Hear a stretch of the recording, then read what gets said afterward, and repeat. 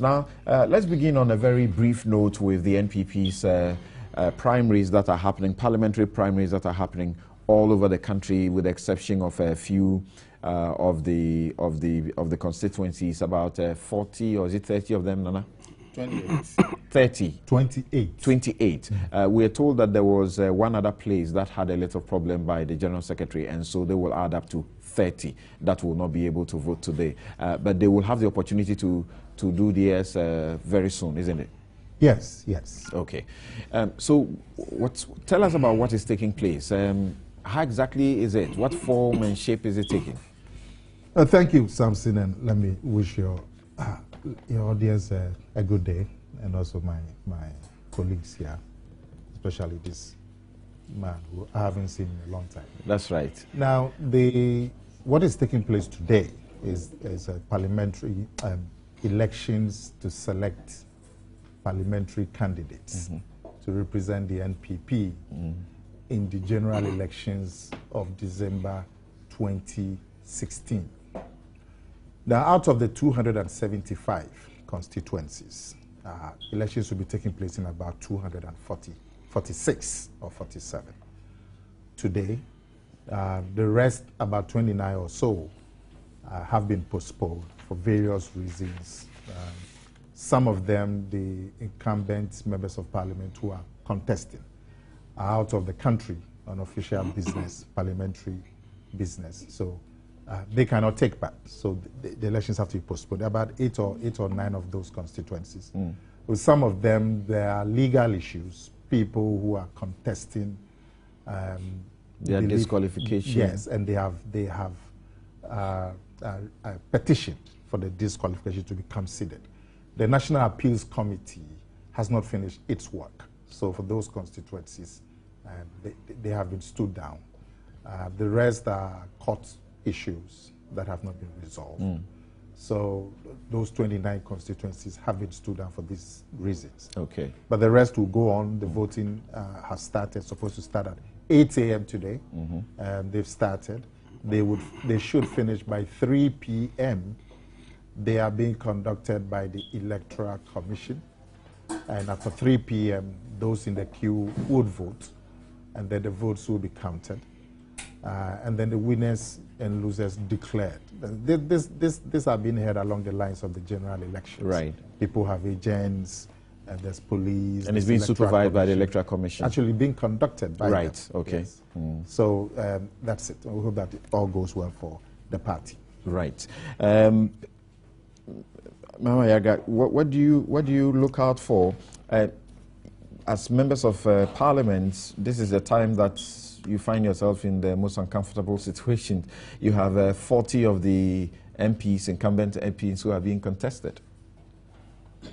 Well, I mean, I think they should be used to that by now, that they will be contested, because I believe they contested other people to get to where they are. So when it's time to be contested also, you should be ready for that, and that shouldn't be a problem. Okay. The most important thing is that whether in opposition or in government, we need to have the best, the brightest, the most hardworking, and the most committed to the public welfare selected to be part of the house where everything is reviewed by, everything of the executive is reviewed, approved for execution.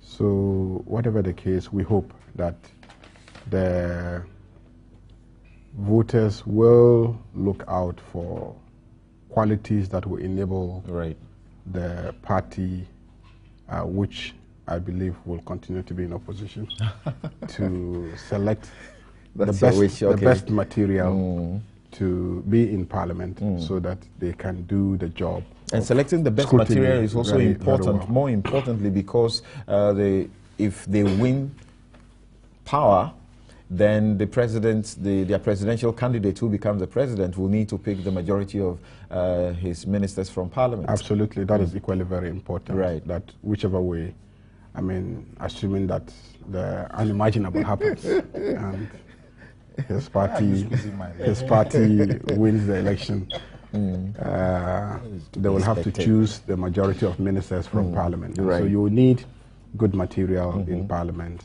either to play the role of opposition or to serve as ministerial nominees. Okay, either way, for you still need so I think that very strong. That should be the key thing. I expect today, group of guys given that the Ghana Police Service has issued a statement about their willingness or that the arrangements that they have made to make sure that everything is peaceful at the polling stations. So we expect the police and the security agencies to play their role to make sure that the process is peaceful. Great. Now, Kuku, are there any interesting areas that you're looking at who you are hoping will be able to topple some MP or some MP that you still feel that should come back, should not be, jettisoned? Well, I'm not too sure I would want to look at individual personalities and single anybody out. I really don't think that would be a fair exercise to undertake. I have a general principle. You see, it's a very difficult one because it's subject to democratic determination. But I still think that a certain core of experienced legislators are important for effective parliamentary business in terms of its oversight, responsibility, as well as other legislative functions.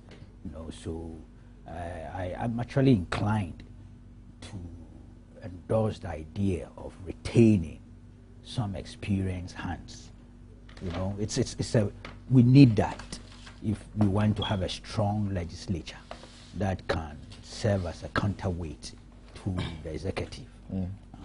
To that extent, some of the old hands there, you see, it's so tempting that I set myself a certain benchmark not to personalize. But that is something they should be thinking about. I'm appealing to the delegates. It goes beyond parties. It cuts across the political divide. Elsewhere, they have legislatures that have been there 30, 40 years, strong. Executives find it very difficult to deal with them. So we need that experience. Apart from that, look, parliamentary procedures and processes, they are not that easy. It takes some time before the new ones come to even appreciate and be able to grasp it. And if you are not careful, it gives the executive an undue advantage. Yeah, what Kuku is saying, there are those of them who have done over 2 decades in Parliament, and the natural, reaction from the constituents is that they should get out of the way, for other people to come in. Right? Yes. When it comes to Osei Mensah, the minority leader, there's had to be, a flood of his colleagues in his own constituency to seek to beg for him to be retained. Yeah. Well, it's very important. You see, the difficulty I have is there is this creeping misunderstanding of what democracy should be, so to speak, that there must always be competitive election. Even at the national level, person to be the vice president is not elected, and yet he exercises enormous authority and can even act as president when the president is unable to perform his functions. So there must not always be competitive election for one to say that he's adhering to the principles of democracy. And I totally associate myself with, especially Koku, that, look, they should fashion out a framework that will ensure that, if for nothing at all, popular acclamation should be enough, so that people who have gone through the system and obviously because of assignments that have been given them in Parliament, unfortunately they are unable to be present regularly in their own constituency. Some will also say, well, the man in Chile was saying in such a thing. I mean, he's not giving out freebies. What they should remember is that we, the voters, don't have much options. We can only vote for those they have presented to us to go to Parliament and make laws for the whole nation, and also to determine how my tax, in terms of presentation of budget and so on, should be spent and managed by the executive. So they should think beyond what will benefit them personally. And look at the rest of us. And I hear you talk about the need to keep experienced hands who are good at their work as legislators. But even as they go into this contest, you hear a good number of them, or almost all of them, making promises to do things that are not their jobs as parliamentarians. Yeah, it's been the problem. And indeed, I even heard the statistics that I think the most senior now for the NPP are 3, and Papa is not also contesting. They are left with 2. It will come to a time that a particular parliament will have only freshers, at least for one political party. And I don't think that the rest of us, I don't think they would have done us any good. So it is, of course, that person who became experienced may have also enjoyed that because somebody else who was experienced also voted out. Right. That it happened in Tema 1. But then, quickly, you know, if we were practicing the UK system, then Osei Chairman Sabonsu can be a prime minister in the event that they get a majority in the national election. And that is why his area has become one of the spots that we are all watching. So I think that they should just look within them. Beyond this, if they have to amend their constitution, I think it may be important to look at how to retain some of these experienced ones. But then, of course, when you also realize that you are also not being in touch, or the people don't appreciate what you... Occasionally, when not a number of times or days, you should also bring them together, let them understand. Okay. Well, the next question will be whether if they amend their constitution to the effect that you are suggesting, it will be deemed to be compliant with the national constitution, which obliges that their constitution should have internal democratic mechanisms. Well, popular acclamation is accepted legally, and I some think. may take it up in the Supreme Court, you know. Right. Okay, so we wish the NPP the very best this morning as they go about electing their potential MPs and retaining some of them. We would be bringing you some reports in the course of this discussion.